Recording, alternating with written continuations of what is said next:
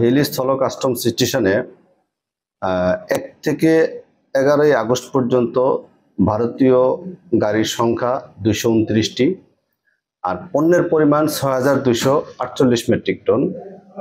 আর 12 থেকে, যেহেতু আমাদের ইতিমধ্যে আপনি জানেন চাল, পেঁয়াজ এবং কাঁচামরিচের আমদানি বেড়েছে, সেক্ষেত্রে 12 থেকে 27শে আগস্ট পর্যন্ত গাড়ির সংখ্যা 1,312টি এবং পণ্যের পরিমাণ 48,537 মেট্রিক টন আমদানি হয়েছে। আপনাকে জানিয়ে রাখি যে এই পণ্যগুলা যেহেতু কাঁচা পণ্য বা নিত্য প্রয়োজনীয় পণ্য, যাতে বাজারে অস্থিতিশীলতা তৈরি না হয়, সেক্ষেত্রে পণ্যগুলো পোর্টে আসার পরে আমাদের যে কাস্টম থেকে, যেমন বিএল দাখিল করা, বিল অফ পেমেন্ট দাখিল করা, শুল্কায়ন করা, অ্যাসেসমেন্ট করা এবং যত তাড়াতাড়ি সম্ভব পণ্যটাকে ডেলিভারি দেই, যাতে আমাদের রাজস্ব বৃদ্ধি পাবে, পাশাপাশি যে স্থানীয় যে বাজারে যাতে স্থিতিশীল বাজার থাকে, সেক্ষেত্রে আমরা অগ্রণী ভূমিকা পালন করে থাকি।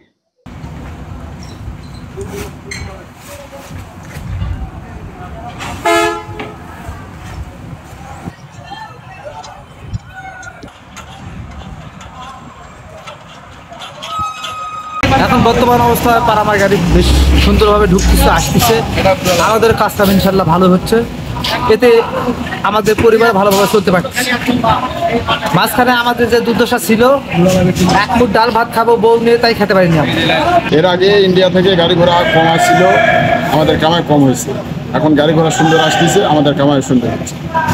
এখন কাজটা ভালো চলতেছে, একটু মজুরি ভালো পাচ্ছি। আগে যে কিছুদিন আগে যে কাজটা ছিল না, খুব কষ্ট দূর করতেছে।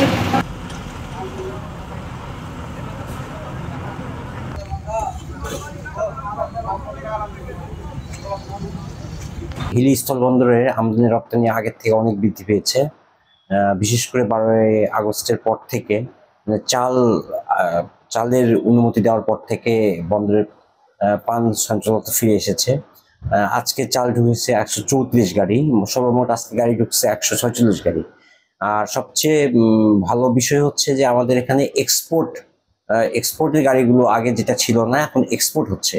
প্রাণ কোম্পানির এনার্জি ড্রিঙ্ক আজকে এক্সপোর্ট হয়েছে 4 গাড়ি। আমরা আশা করছি যে এক্সপোর্টটা আরো বৃদ্ধি পাবে, দিন দিন বৃদ্ধি পাবে। তো লেবারদের সমস্যা ছিল, লেবারদের কাজ ছিল না, লেবাররা এখন ভালো আছে। হিলির সার্বিক পরিস্থিতি আসলে আমদানি রপ্তানির উপরেই হিলির সার্বিক পরিস্থিতিটা নির্ভর করে।